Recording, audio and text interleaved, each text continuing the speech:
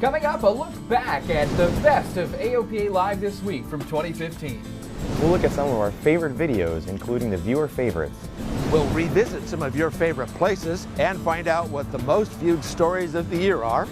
And we have breaking news on third-class medical reform. AOPA Live this week, the Director's Cut 2015 begins in just a moment.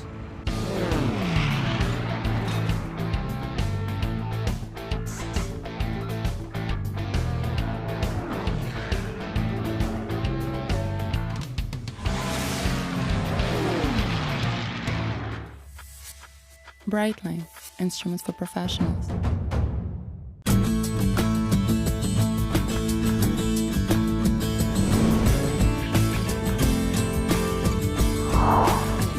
Breaking news, the U.S. Senate has passed the Pilot's Bill of Rights too. Welcome to AOPA Live this week, the Director's Cut 2015.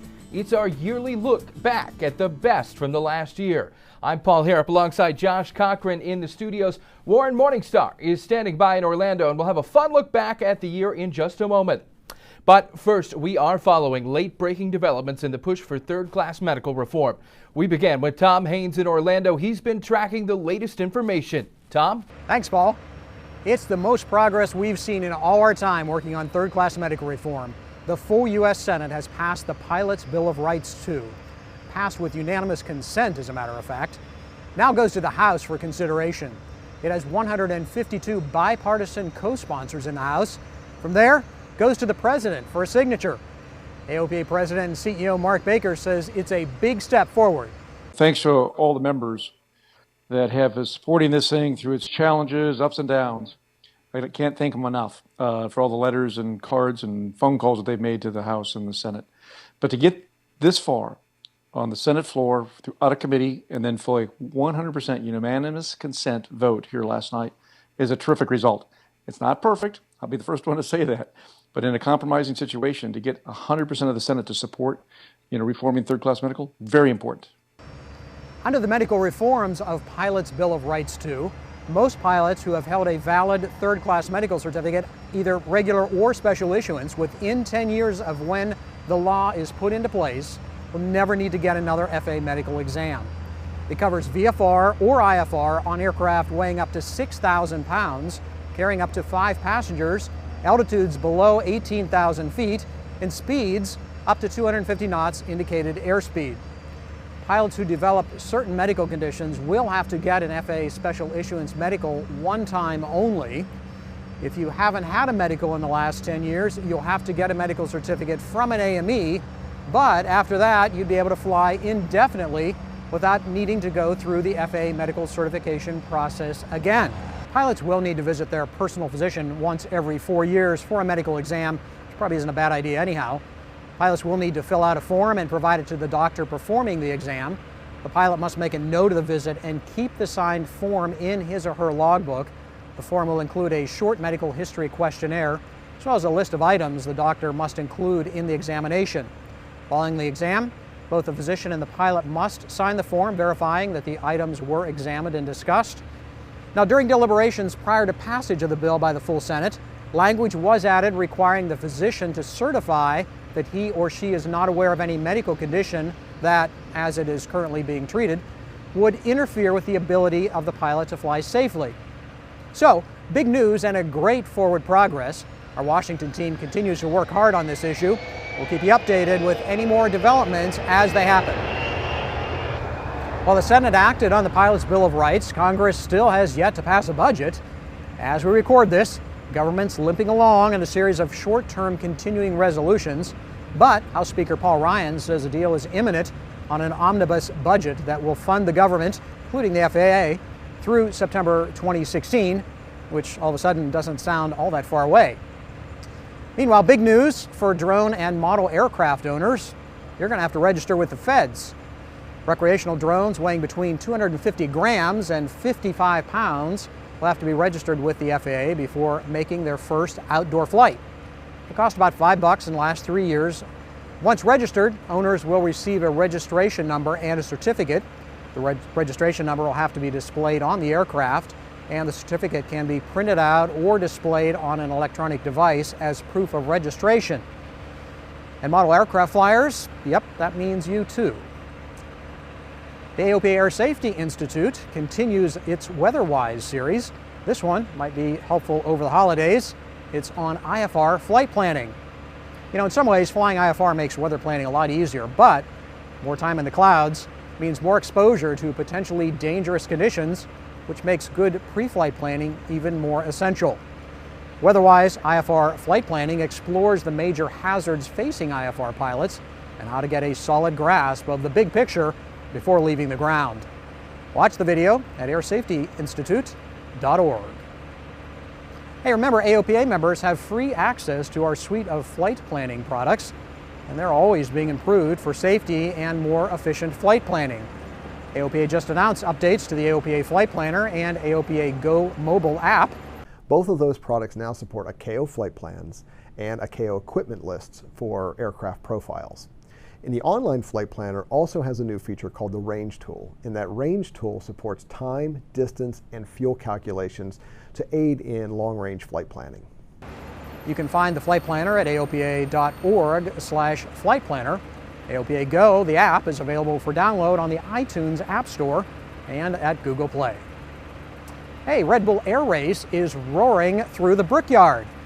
The 2016 schedule's out, and the race series has added Indianapolis Motor Speedway to the lineup. The series gets started in March in Abu Dhabi, then goes to Austria, Japan, Hungary, the UK, and Germany. Then, on October 1st, the Hoosier Skies host the competition. The championship happens again in Las Vegas on October 15th and 16th. We'll bring you all the excitement as the series happens. And this from the There But By the Grace of God Go We file. We had a reluctant visitor at the National Aviation Community Center this week.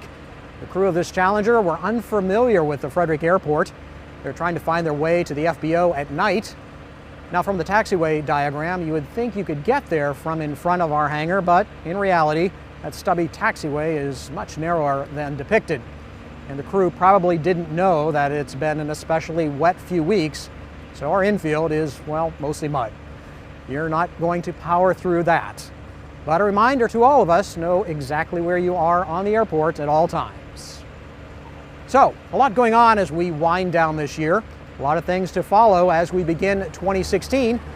I'm here in Orlando taking some training toward a commercial certificate. It's a lot of fun, also a lot of work. We'll have more on that when we come back in the new year. Now, back to you guys in the studio. All right, thank you, Tom, for following that important news. So now we've eaten our veggies with the news part. Let's get straight to the dessert. Yes. My favorite part of a meal. We're taking a look back at 2015. It was a good year for us here at AOPA Live this week. And now that it's the holidays, we like to reflect on the year. Paul and I are reflecting from chilly Maryland. Yes, but somehow AOPA Live executive producer Warren Morningstar found his way down to sunny Florida in December. Warren, must be good to be king. Get us started down there in the sunshine. Well, it's been sun and not so much sun. We're sort of scattered to broken right now down here in Florida. But Florida really is an aviation mecca, and with sunny weather like this most of the time, it's not hard to see why. But just a short hop from the peninsula are the Bahamas. Now, we've flown there a number of times over the years, but back in January, AOPA pilot editor-at-large Dave Hirschman took us there by seaplane.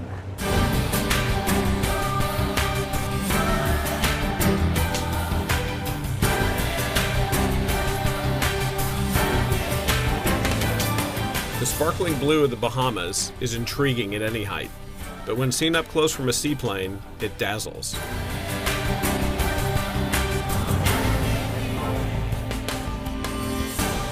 Rocky green reefs are visible beneath the clear ocean surface. Miles of white sand beaches pass by a few wingspans away. Tiny, never-visited atolls barely clear the ocean surface. And some of the world's best saltwater fishing and scuba diving attract sportsmen from around the world. Flying here is a sensory overload.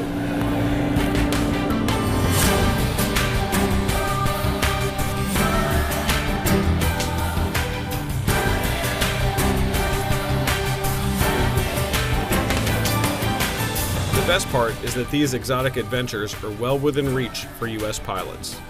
Even a relatively slow-flying Cub, for example, can make the trip from South Florida to the Bahamas' more distant out islands in a single day. Most seaplane owners are reluctant to operate their airplanes in salt water, but in the Bahamas, the chance to explore remote beaches and keys is just too good to pass up.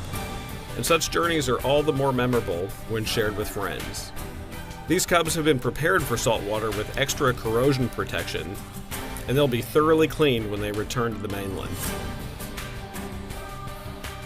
Seaplane flying in the Bahamas was severely restricted in the 1970s and 80s to combat drug smuggling, which was rampant in the region back then. Some of those outdated laws are still on the books, and AOPA is working with the Bahamian government to open up more opportunities for recreational seaplane flying. These aviation-friendly islands are well known to U.S. pilots, and expanding seaplane flying here adds a whole new dimension to the excitement. Dave Hirschman, AOPA Live.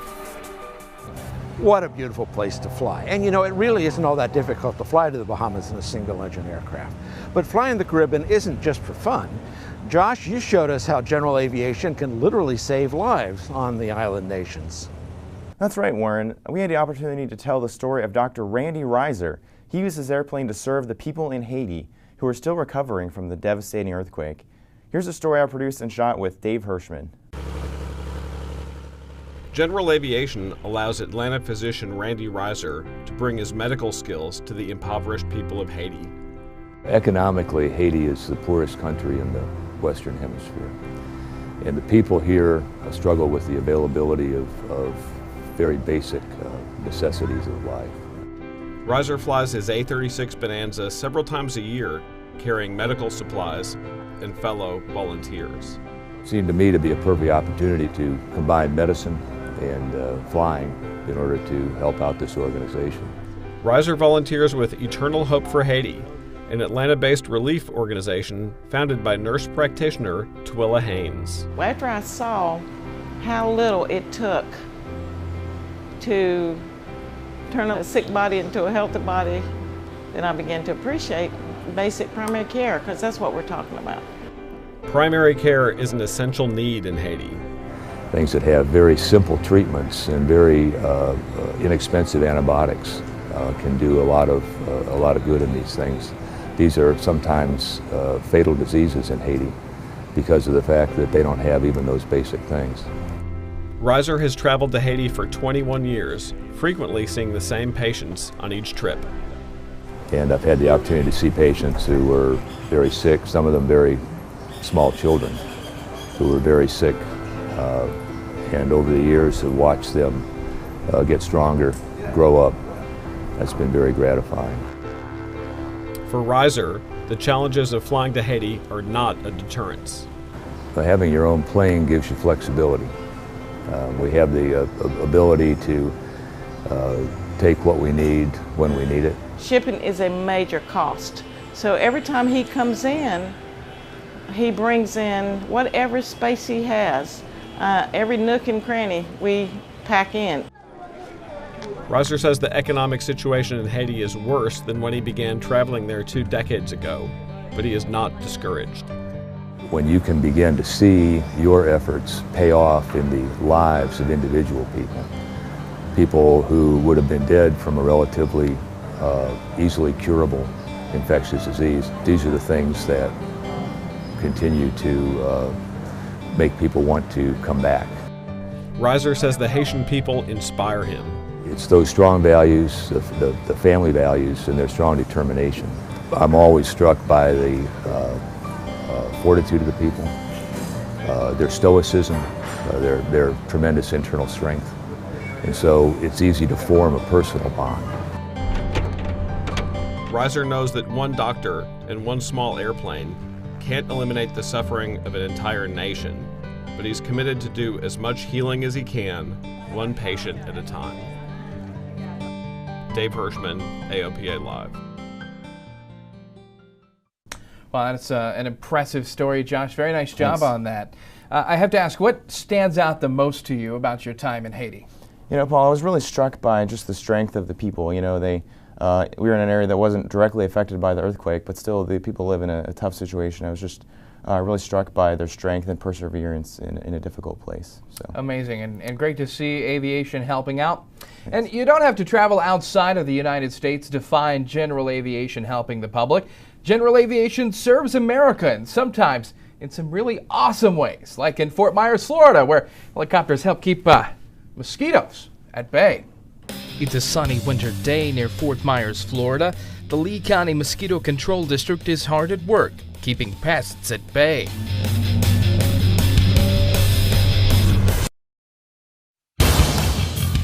At less than 100 feet AGL, they're on a mission to help keep the people of Southwest Florida healthy. It demands a lot of professionalism. There's not a lot of room for error, and it's always challenging. But these aviators are up to being down low, and quality of life in the area depends on it.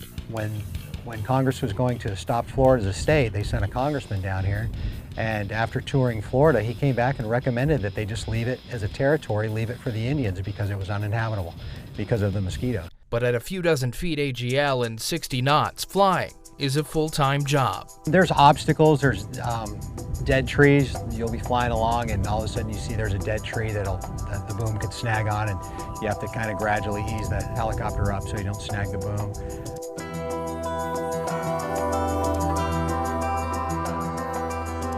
We also have a lot of birds in this area, so there's a lot of wildlife that will end up flying in front of you while you're flying by, and obviously you don't want to hit a bald eagle, so it takes a lot of vigilance for the birds that are flying around. Vigilance, skill, and a whole lot of nerve.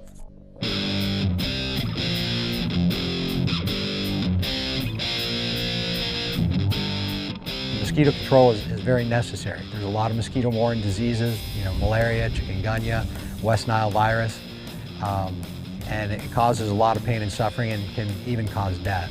Without doing mosquito control here in Florida, we would still have these viruses that are not completely gone, but they're very much under control. Thanks to the brave pilots of the Lee County Mosquito Control District. In Fort Myers, Florida, Paul Harrell, AOPA Live. Well, now from bold pilots to, more seasoned ones. Yes, we had a chance to meet another group of incredible Florida aviators called the Mavericks. You're not too old. Age is not a handicap. Attitude is a handicap.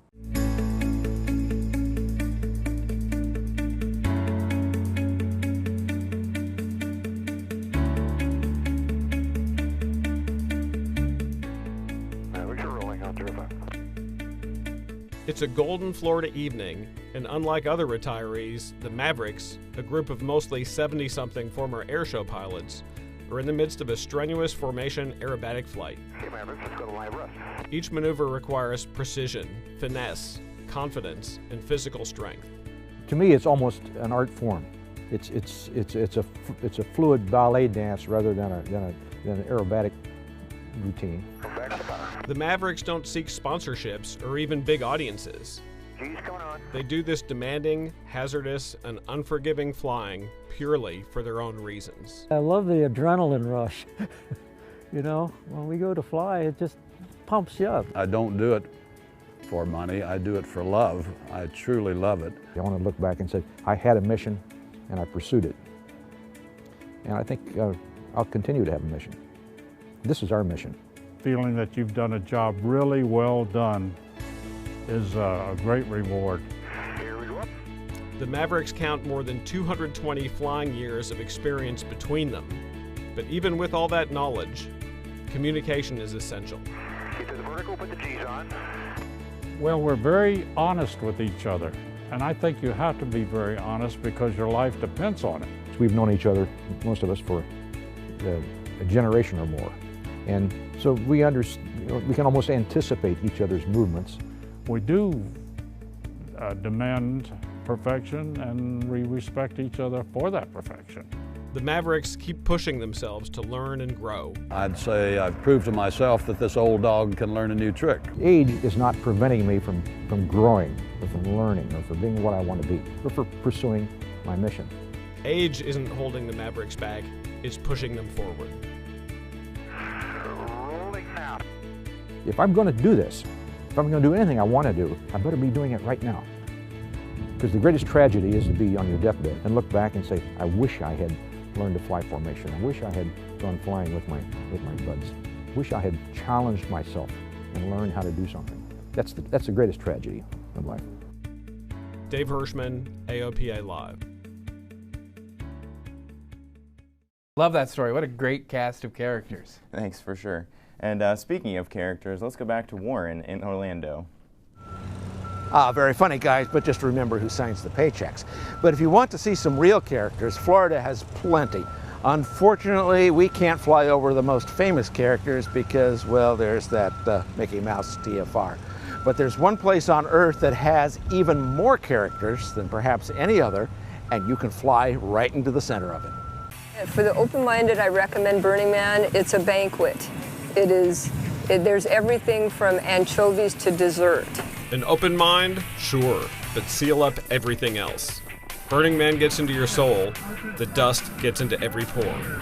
Somewhere north of Reno and west of Winnemucca, at a dry lake bed in the middle of the Nevada desert, is 88 November Victor, Black Rock City Airport.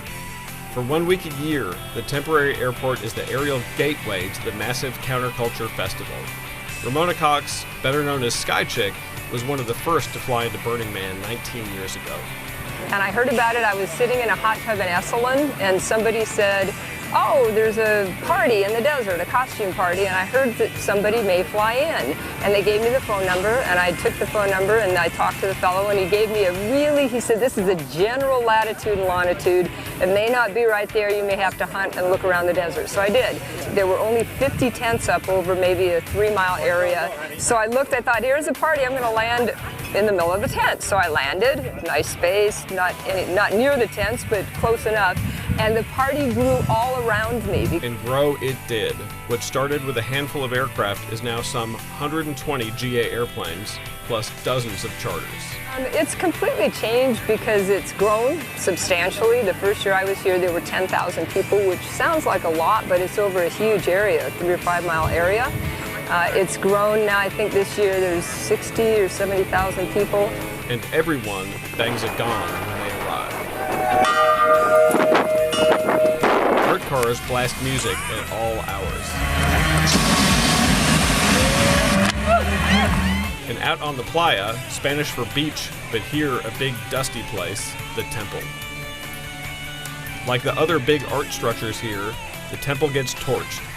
And the burning of the temple and all the personal mementos inside provides a somber end to an otherwise exuberant week of over-the-top celebration. Thanks, Dave. I think he and Chris Rose are still finding dust in their gear and their clothes from that trip. Now, 2015 has not seen too many new aircraft models unveiled. The Honda Jet, yes, got its type certificate this year. But the biggest splash of the year came from the first customer delivery of a light sport amphib that won't spin. Here again is Dave Hirschman flying the Icon A5.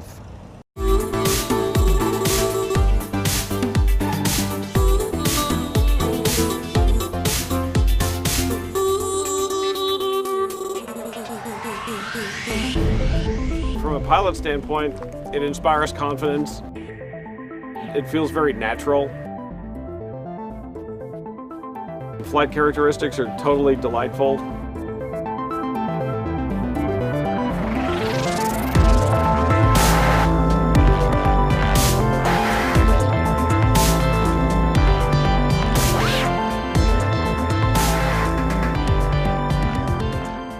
The first takeoff, the first landing, you feel right at home. Okay, water is up, flaps set, we're ready to take off. The compass check here.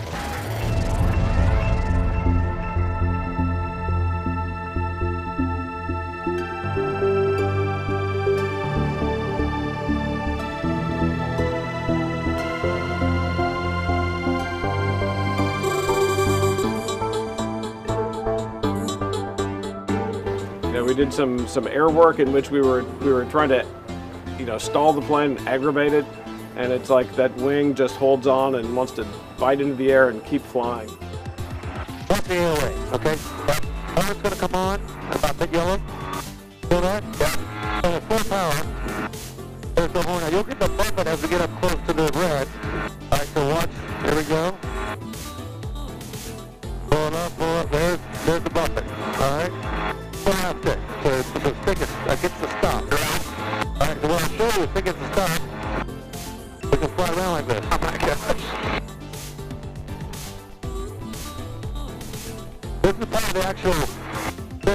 the requirement is that you can fly the airplane at full stall like this. Now watch this. Now bring it some left. Bring it some left rudder, but watch what the ailerons do. That's amazing. It should go right over. Yep. Pick up the right rudder, and I count on this out with the aileron. Right. I can't imagine really, doing an inadvertent stall and the spin resistance. I've heard about it, I've read about it, but until I actually saw it, I wouldn't have believed how resistant it can actually be to a departure and spin.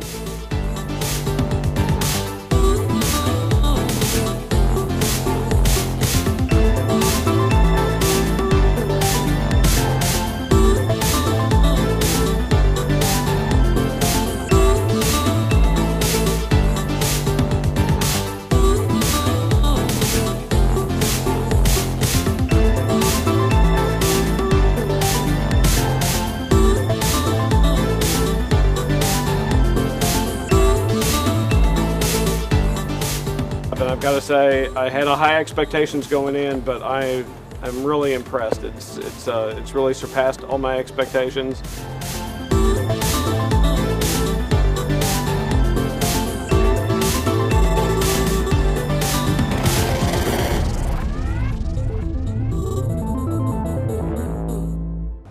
I can't wait to fly one of those myself, and I just happen to know two guys who have orders in on them. It looks like a ton of fun. But Paul, you found a new vision of an old design that seems just as cool. Yeah, it doesn't get much more cool than a Beechcraft Staggerwing. But imagine if we could have had those classic lines made with modern technology. Well, in the late 1990s you could, and it's called the Griffin Lionheart.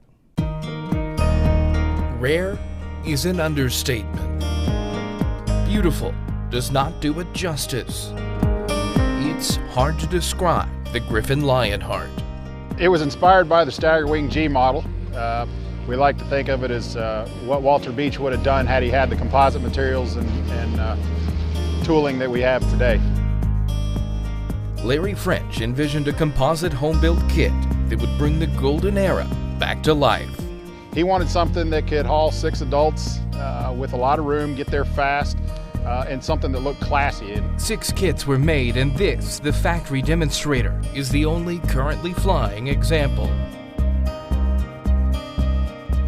Powered by an R985 with a 10-to-1 blower, this big cat can go. It's got the useful load and payload basically of a de Havilland Beaver, so we're at 5,200 pounds max gross. We cruise economy at 185 knots burning. We can get her back to 18 gallons an hour at 8,500 feet. Everywhere Lionheart prowls, it draws a crowd. It's fun, it draws attention. Which brings it full circle for current caretaker Chris Davis.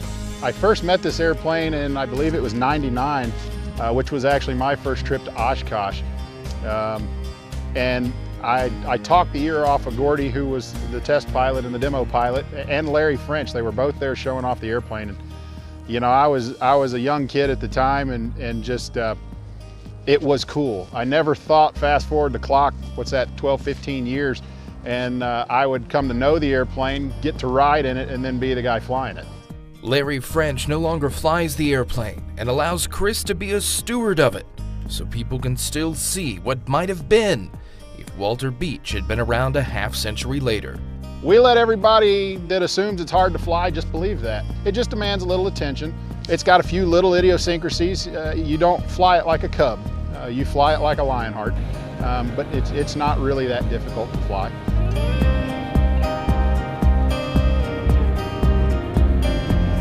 On the night we took Lionheart up, we shared the pattern with a Beech Staggerwing over Tennessee.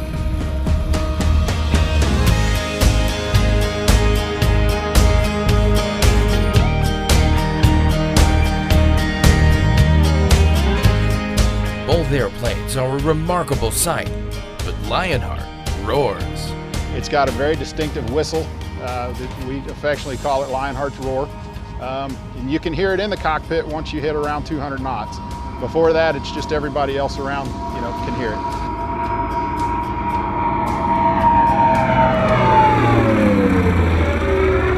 Flying this airplane makes you feel like you were back in time. when design and function flowed perfectly together, when radial engines were the norm, and when class, taste, and style came with staggered biplane wings.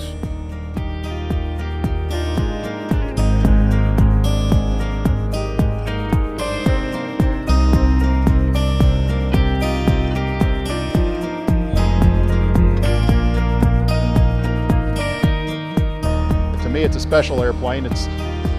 There were only 6 built. Like I said, it's basically a stagger wing of the next generation.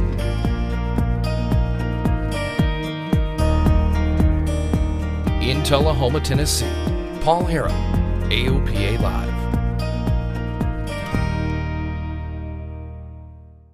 So Paul, that airplane really looks like it was a lot of fun to fly. Oh, it really was, and it was great to share the pattern there with that stagger wing right at sunset. One of those great aviation moments. And it's really amazing what they can do with composites. And you've got a story this year about a composite aircraft, but not exactly an airplane. Yeah, not exactly an airplane, but in some ways cooler than an airplane. Dr. Claudius Klimt was looking for a new aviation venture and found it in a gyrocopter.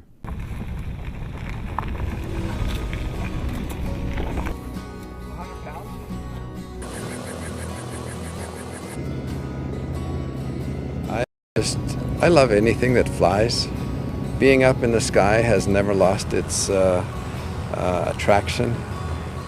The unique things about the aerocopter, visibility is almost unlimited.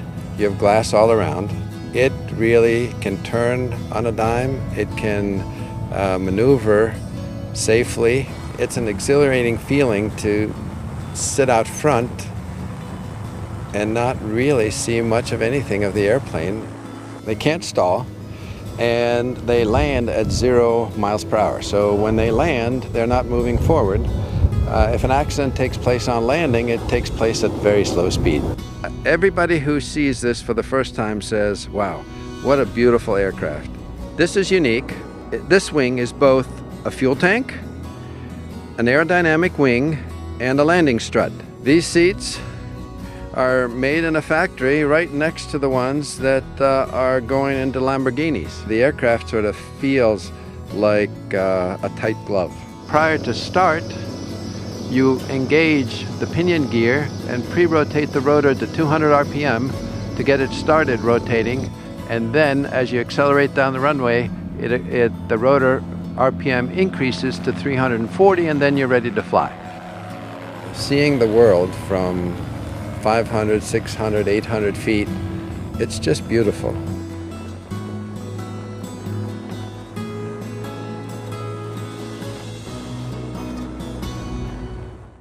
Coming up after the break, we will go full-bore warbirds. We'll fly a Mustang, a B-25, and much more.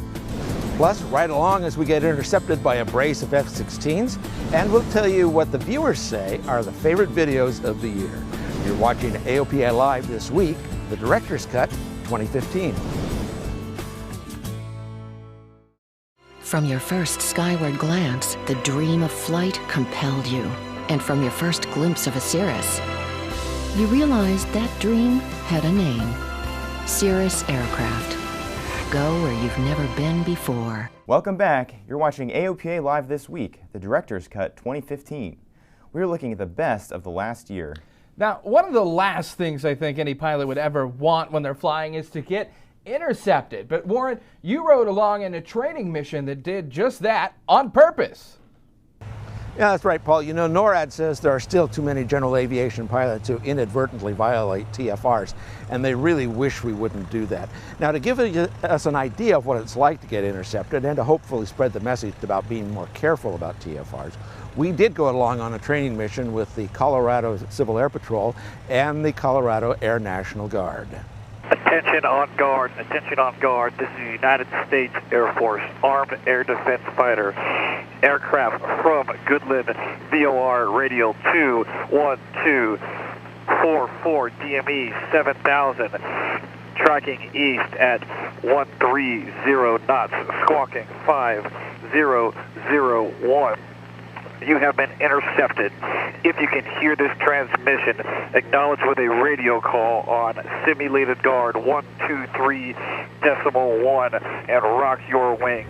Odds are you won't hear that, but what you will see in just a few moments is one of these coming up beside you, and you don't want that.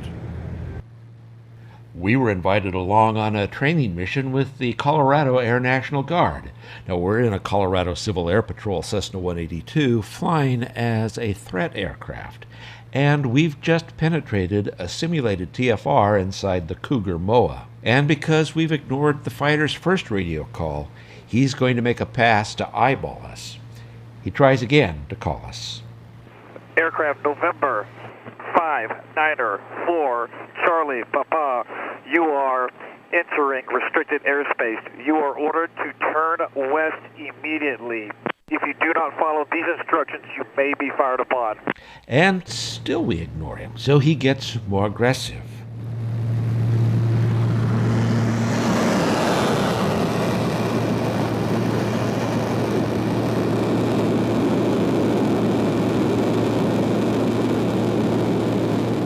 So what should we have done? We're going to reach out to you. The FAA is going to reach out to you. The Coast Guard helicopter, the fighters are going to reach out to you. And one of the ways, if you're not up the right frequency, which is, 9 times out of 10, as long as you're listening to Guard, we're going to get to you. The bottom line is start talking to somebody and pay attention to what the fighter's trying to tell you to do and do what he says to do. We'll rock our wings. And that's just a sign that says, hey, look, do you see us? We're here, do you see us?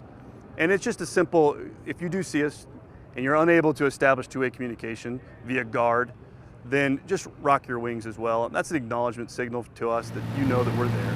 So just that simple wing rock right away reduces a lot of pressure, a lot of stress on a lot of people. Well, the first thing both the fighter and the folks on the ground are trying to determine is, are you really a threat? And in truth, they really just want to help you get out of trouble. When we do intercept the pilot, we're first thinking, again, safety, how can we help the pilot, and then safely maneuver the pilot away from whatever we're trying to protect at that day. Yeah, November 594 Charlie Papa, F-16 intercepted you. You've entered some restricted airspace. You need to exit the restricted airspace and turn south at this time. I'm a VFR pilot, and I'm on top of a layer of clouds, and I'm not sure where I'm at. And do you need any assistance from us? The batteries in my GPS went dead, and I'm not sure where I'm at right now. If you could help me get somewhere where I can get down through a hole in the clouds, that would be helpful. Cap 594, armed defense fighter pulling on your left wing. We need you to turn right approximately 30 degrees. New heading will be 210. I'll stop your turn if you don't know where that is. We are going to escort you towards Lamar Airport. And follow me on your left wing. Yeah, one of the things that amazed me about that story was how noisy an F-16 is. I mean, I could hear it inside the aircraft with my headphones on and the noise of a 182 engine. But still, amazing birds and amazing pilots. It was an interesting story to do. Paul? All right, Warren, hopefully we'll never have to see that in person, but thanks for that great story. Well, hey, let's go ahead and call it. 2015 has been the year of the warbird. There have been so many advances for the culture around these old machines. B-29 Doc is well on its way to joining Fifi in the air. Our friends at the Commemorative Air Force have done a nice job getting warbirds in the mass media. And perhaps the finest hour for aviation this year was the Arsenal of Democracy flyover in our nation's capital to mark 70 years since VE Day. It's a once-in-a-lifetime sight. Over 50 World War II airplanes flying over the Mall in Washington, D.C. The Arsenal of Democracy flyover is a reminder of the sacrifices made during World War II. The flight marks the 70th anniversary of VE Day. Thousands watch as wave after wave of airplanes come down the Potomac and right down Independence Avenue past the Washington Monument. There's a lot of work to put together as the airplanes are flying through some of the most restricted airspace in the world. Airshow announcer Rob Ryder explains how each airplane flying overhead played a role in the war effort. From L-bird trainers to heavier hardware, they're all included. Outfitted with 13 .50 caliber machine guns in 8 different locations on the plane, the 10-member crews of the B-17 flew this aircraft, earning the nickname Flying Fortress. But as it often is, the story isn't about the airplanes. It's about honoring the greatest generation who, 70 years ago, used this arsenal to answer the call of freedom. People like Robert Stacy. It's been 7 decades since he flew on a B-24, but he remembers it like it was yesterday. We went in around the island, came in out of radar, dropped bombs, and as we go out, no anti-aircraft, no fighter, but a black wall of ammunition. And I said, last mission, I'm going through a black wall, and no way I could get home. Our Father, as I said it, the black wall dissipated. Thank you, sir. And it's a somber reminder of World War II's legacy. B-29 Superfortress Fifi roars overhead, her radio rumble echoing off the monuments she preserved, and a missing man formation to remember the real cost of standing here today.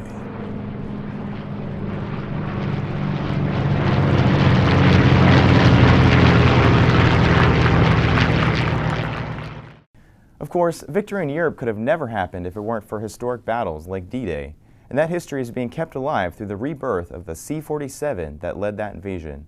Paul Harrop has the story of That's All Brother. I'm really happy that these people are doing this sort of thing because this plane is very important. This type of plane particularly is important. The invasion could not have been successful, in my opinion, without it. And you see, Jim Pee Wee Martin's opinion is more valid than yours and mine combined. 71 years ago, this airplane led him into battle. He jumped out of a similar C-47 with the 101st Airborne on D-Day. In the waves behind, That's All Brother. And I look at it today, my feelings come back the same as I had before. It's the greatest plane the Air Force had. And it's being made whole again thanks to a successful fundraising campaign centered around a Kickstarter, bringing a smile to veterans who see it on the ramp at Boeing Plaza. And Pee Wee, who jumped on D-Day, says it means a lot to him that people would rally around this airplane and restore her to her original flying condition, but he says he hopes it means something to the current generation of service people as well. These veterans that young ones now today tell me how much they look up to us, and it's appreciated. But I tell them, I said, 40 or 50 years from now, people are going to be looking at you like you look at us today. And I said, be proud of what you're doing. But what are years? His 90+ won't stop Pee Wee from honoring the history of That's All Brother in true airborne form. And if that plane gets done next year, I'll be jumping out of it. Paul Harrop, AOPA Live. What an amazing find. Well, the best stories about World War II aren't about the airplanes, but about the men and women who served our country using them. One of those incredible heroes came to our regional fly-in at Anoka County Airport to tell the story of the Women Air Force service pilots.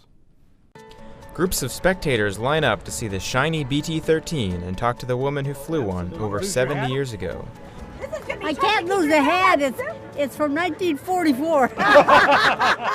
With her contagious laugh and youthful energy, Elizabeth Strophus, or Betty Wall as she was known in the service, remembers her time as a WASP like it was yesterday. They came and did the mission, and then afterwards I dove in at them. Afterwards I pulled up and I got out of the airplane. A woman. You mean you were the worst woman that flew that last mission? I sure was. They said, we didn't know there were any women in the Air Force. For the longest time, nobody knew women flew the airplane. But I let as many know as I could. The WASPs filled a critical need in World War II. The U.S. was in dire need of pilots, and nearly 1,100 women stepped in and answered the call.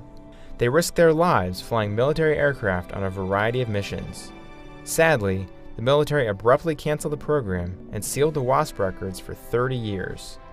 I get a little emotional because I love to fly so that it broke my heart when they told me I couldn't fly anymore. Now, a group of volunteers is making sure the story of the Wasps is not forgotten. It all started when a couple friends visited the Wasp Museum in Sweetwater, Texas.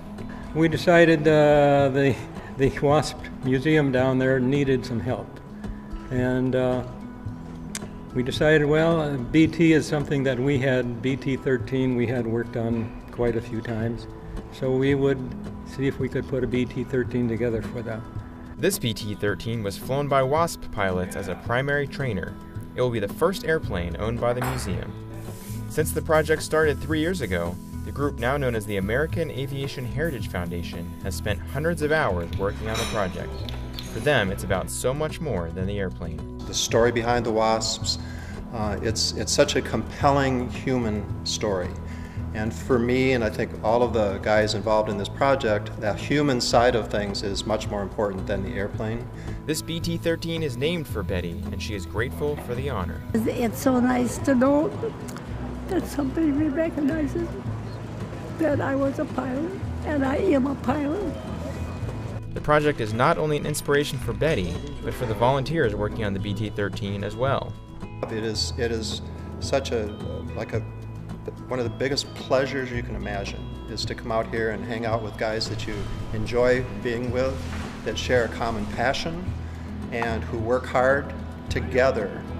And I don't know what I would do if I didn't have this in my life. It is just such a joy. Once completed, the BT-13 will fly around the country telling the story of the Wasps to future generations. The foundation is hoping to complete the airplane this spring and deliver it to the museum for the Wasps' homecoming in 2016. Josh Cochran, AOPA Live. Wow, the spirit of the folks that served in World War II is just amazing. I'm always humbled every time I get a chance to listen to one of them speak. You know, there's not too many of them left with us. It's so true, Paul. But if you really want to get a taste of what it was like to fly back in World War II, did you know you can get a type rating in a B-25 bomber?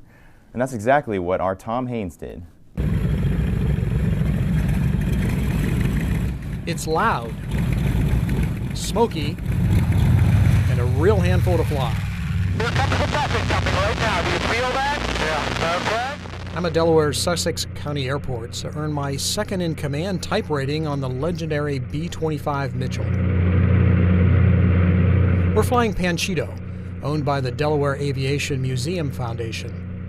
This particular airframe, though, was built in the fall of 1944 in Kansas City at North American plant, and then immediately went into service as a transition trainer. You're going to go first, correct? Is that Tim? My instructor, Paul Newer. Okay, we'll assume that. After lengthy ground school, we get to work in the air. You know what you're going to do. You got the left throttle and the mixture. As soon as it starts, I'll nod. You're going to go and advance this here. You're not going to advance that one, but you are going to pull it back to keep us below 1,000 RPM, correct? Okay. Okay, fine. Is it in the right position to start? Right at this little black mark is a good place, okay? You ready? Yeah. Clear left. Clear left. From starting the twin Wright R2600 engines to taxi to flying, you have to give this old girl respect. Power's coming. Contact with the ground. Ready here, now rotate with right rudder in there. Rotate it like this, and be ready to come back down. See how we'll just keep it just off the ground. Just off the ground and accelerate. A little bit higher, a little higher, a little higher. Don't fight it, about that angle there. Hold it back. On takeoff, I'm humbled to think how the Doolittle Raiders did this from the deck of the USS Hornet. Above 500 feet coming up now. Left pump looks good. Right pump.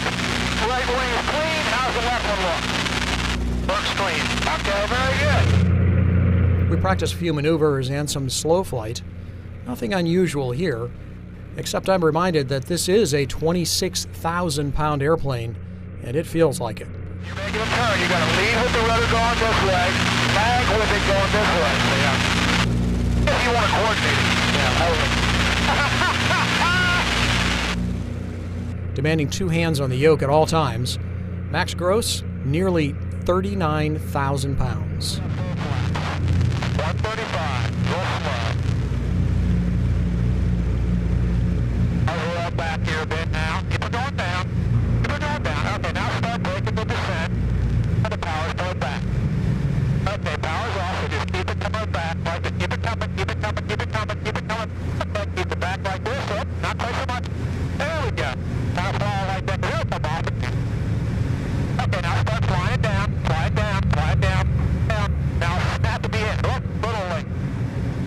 right, got a little snap right then. That's good.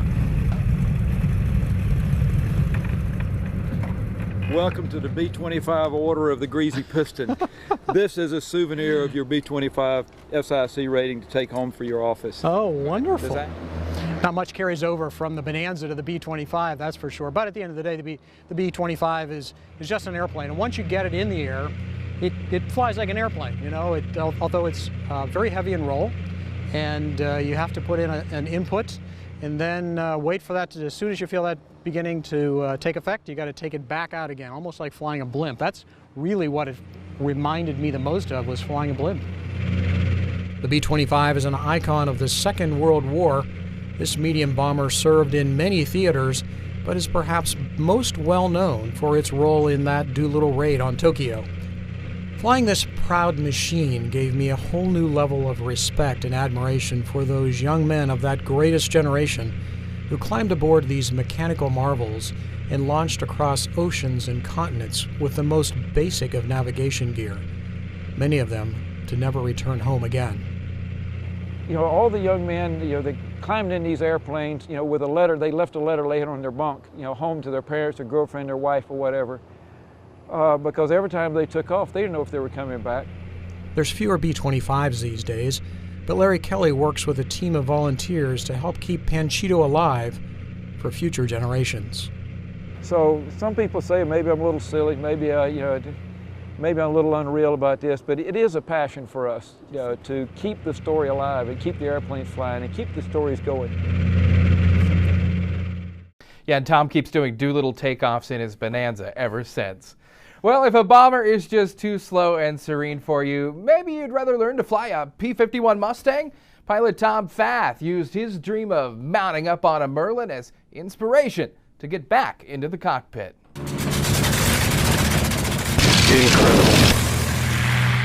After dreaming about it for decades, rusty pilot Tom Fath is flying the P-51 Mustang at Stallion 51. The dream started when, as a boy, Tom witnessed a Mustang land at his local airport. I can remember touching it, and it was like an electric shock. And I said to myself, I promised myself that someday I was going to fly one.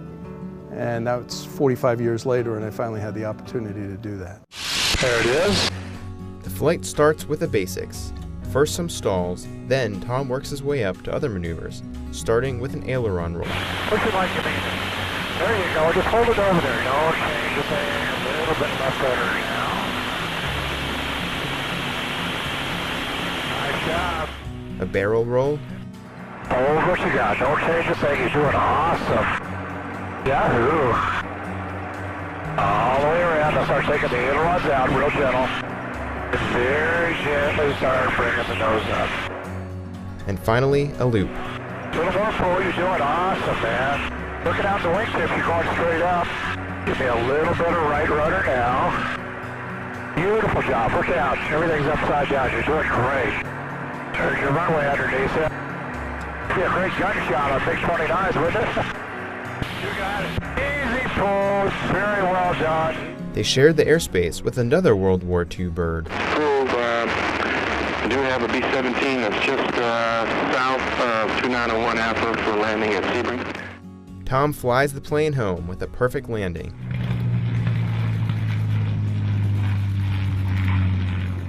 It was a phenomenal experience, something I won't forget anytime soon, and loved every second of it. After the flight, Tom and instructor Lee Lauterbach head in for a debrief and, of course, the logbook entry. So much. An absolute pleasure. So what's next for Tom? Desire to fly the Mustang has reintroduced me to the aviation industry and has spurred me on to hopefully be reactivated as a pilot in command fairly shortly.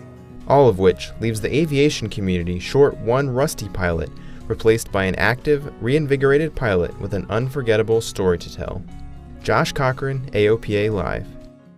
So now it's time to find out what you, the viewer, determined by plays were the highest rated videos of the year. And for that, we go back down to the land of SeaWorld, Disney, and putt-putt golfing. Warren Morningstar's on a mission in Orlando. And Warren, the top rated videos from this year, well, aren't really from this year at all. No, it's funny, Paul, the top-rated videos aren't from this year. You know, we do the very best we can to find interesting stories for you, our viewers, things that we hope that you're going to enjoy, but we never really know for sure what's going to engage the audience. Sometimes there's a story that just grabs people and it goes viral and it gets spread across the internet and on social media. And that's what happened with the two stories we're going to show you now. It's a story that actually is in our #2 position as most viewed, but it's a story from last year. AOPA pilot editor-at-large Dave Hirschman's tall tale, the story of a true barn find.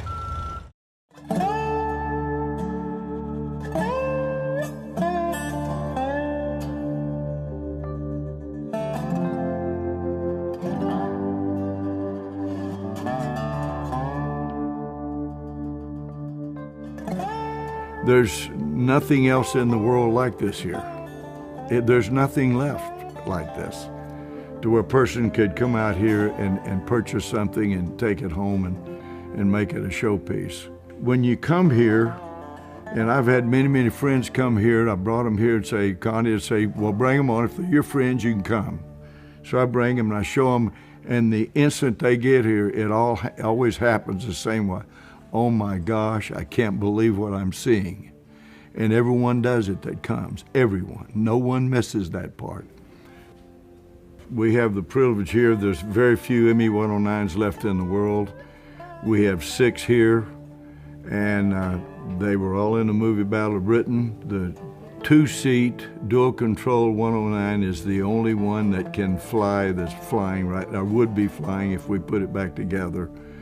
But it would be the only one that's flyable in the world. The other part of history is Adolf Galland flew this thing in the movie Battle of Britain. He was flying it, and the British ace flew it.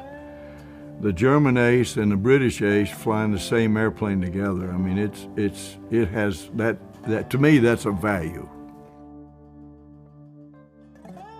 The love of flying, if you're a pilot and you love airplanes, this is what you really want to look for. This stuff can go anywhere in the world. It has that much of a history, and that it means that much to many warbird people. Keep it flying. Like the old warbird things, keep the warbirds flying, and these are masterpieces, and we want to me, that's the value part. Not sitting in a museum somewhere just drawing dust and being a collector's item. I'd rather see them flying.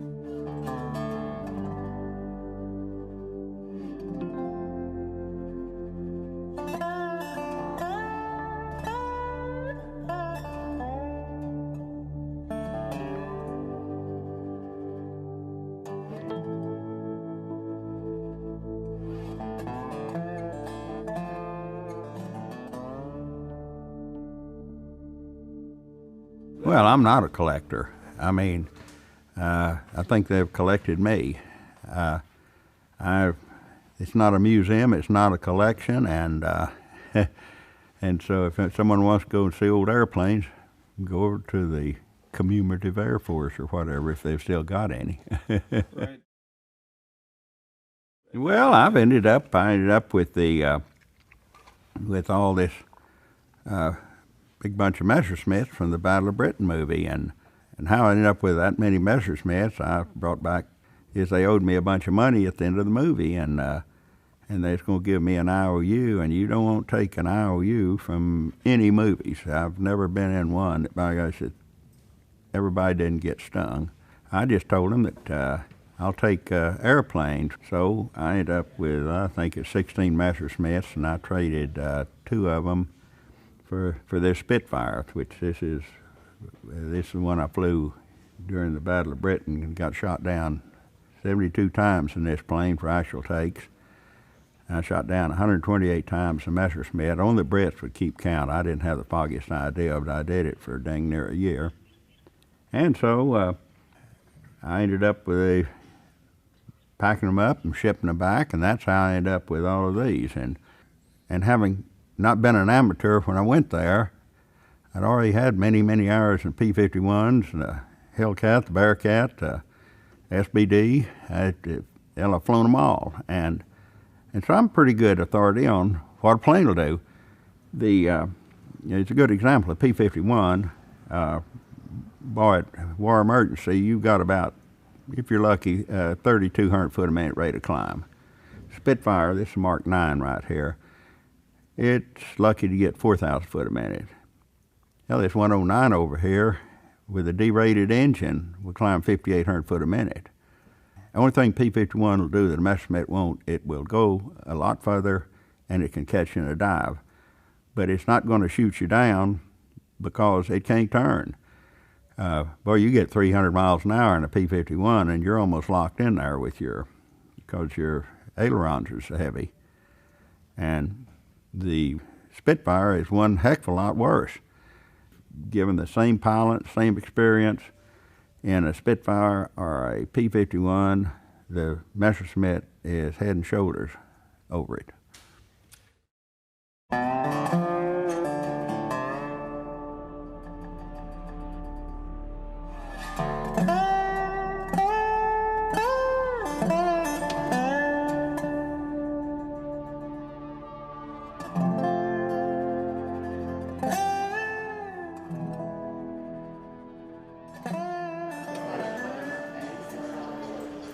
I turned 80 this month, and I'm still in great health, and I still enjoy flying.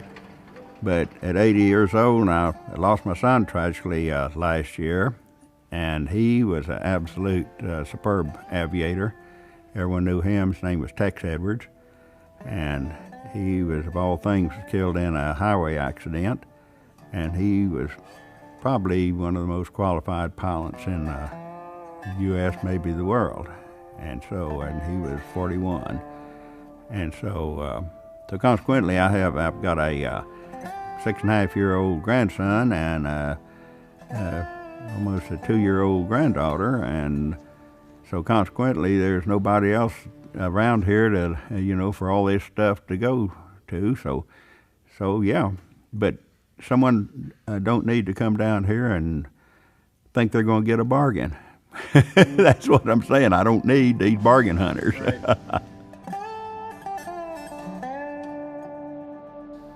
But I've enjoyed my flying life. I've busted a few of them, and I got my RAF wings for belly land a burning Spitfire out near Bedford, England, during the Battle of Britain movie. But all I can say is that I've probably lived more lives than anybody I know, and with the exception of a few times, I have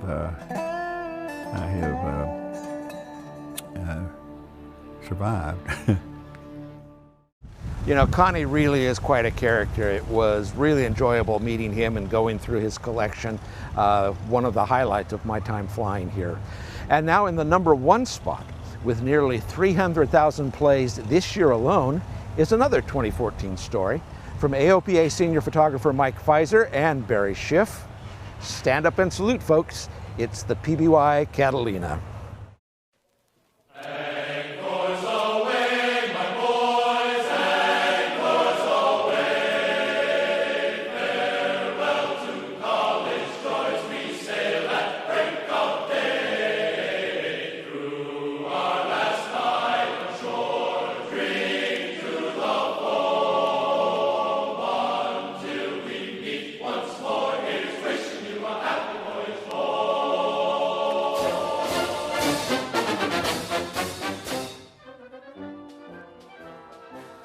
The consolidated PBY was a key element in winning the Pacific War against Japan. Jim Slattery, a devoted student of World War II and founder of the Greatest Generation Naval Museum in San Diego, knew that his collection of U.S. Navy aircraft would not be complete without one. He found this PBY in South Africa, where he had the aircraft undergo a meticulous and lengthy restoration. Some of the planes less well known, but had great contributions. The reason you're here and we went after the PBY was the Battle of Midway. That was the reason for wanting to get that airplane, because Strawberry 5 was the PBY that found the Japanese, and the extraordinary contribution that these airplanes made during the war, which people don't fully understand. They were terrific sub-killers, They kept the submarines, you know, as far as their range off the coast of England and off the coast of the United States. And there's just something about the PBY to me. It's like an ugly duckling that you can't help but fall in love with. It has its own form of beauty and its own form of, there's something special about it. But the relationship to us and what I wanted to accomplish was really about having it as an essential member of what happened at the Battle of Midway, and the Battle of Midway being the pivotal place. And it was a little bit of a nutty thing. I mean, not too many people buy an airplane 12,000 miles away, and we had to go over there, restore it, fix it. So we had to search the world for things like the watertight doors between the compartments, and have the blisters restored, and everything back to make it original. We just kept kicking butt till it was done. But we were pretty determined, and thought it would be worthwhile in the end to do it. And what an adventure. So it was kind of fun. And the PBY was an interesting aircraft, and it didn't have floors. And it had a 10-man crew. It had catwalks. And in the section that we're in right now, we would have our radio operator and navigator. So the plane had a pilot, a co-pilot. They had an interesting theory then. They didn't want the pilots to have any gauges that would distract them. They wanted their eyes outside, because that was their job. So this plane also had one of the first flight engineers, and he sat in the little seat up in the pylon up there.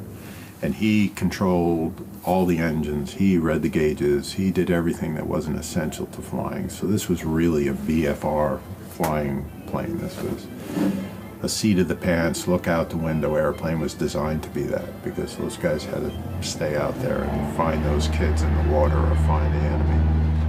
And because they went out on great long trips, they also had a cook.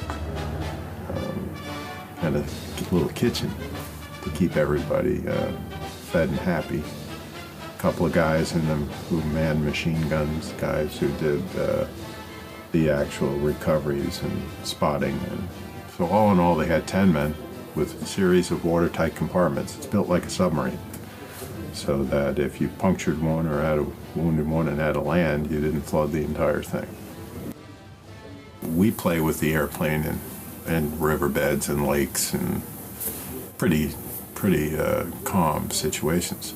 These guys were putting these airplanes into 10-foot seas and getting out again in combat conditions. Extraordinary group of young men that did that. Oh, blow the man down, bullies, blow the man down. You mean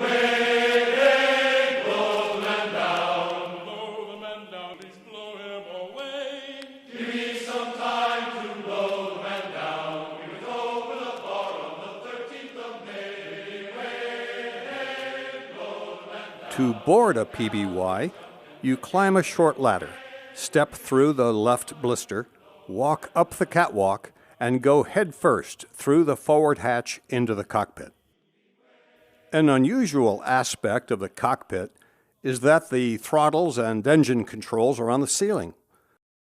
Starting the 14-cylinder Pratt & Whitney radial engines is more art than science, and the sound they make when coming alive is pure nostalgia.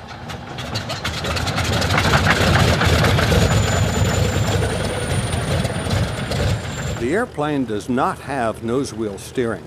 You have to use differential braking to maintain directional control while taxiing. Steering during the takeoff roll is done by walking the throttles until the rudder becomes effective.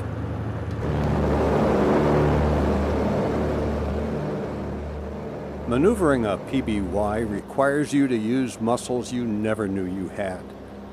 Airplane systems are relatively simple. The PBY doesn't even have wing flaps. The landing gear is operated hydraulically, and the wheels can be extended in the water for taxiing up a ramp and onto land. Come over the fence at 80 knots, ease the power off, and land the big flying boat like any other airplane.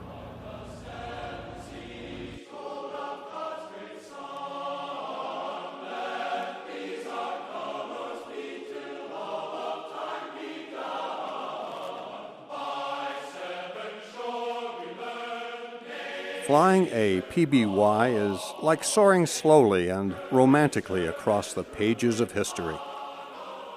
This is Barry Schiff for AOPA Live. What an amazing airplane and a beautiful story. Thanks to Mike and Barry Schiff for that story. And thanks to you, our viewers, who make it all possible. Absolutely, we could not do it without you. Well, that's it. Those are the best videos of 2015. We hope you've enjoyed the look back. We'll be back from the holidays with a new edition on January 7th. Until then, I'm Josh Cochran. For Paul, Warren, and the rest of the team, we hope your holidays are great. Blue skies, everybody. See you next year.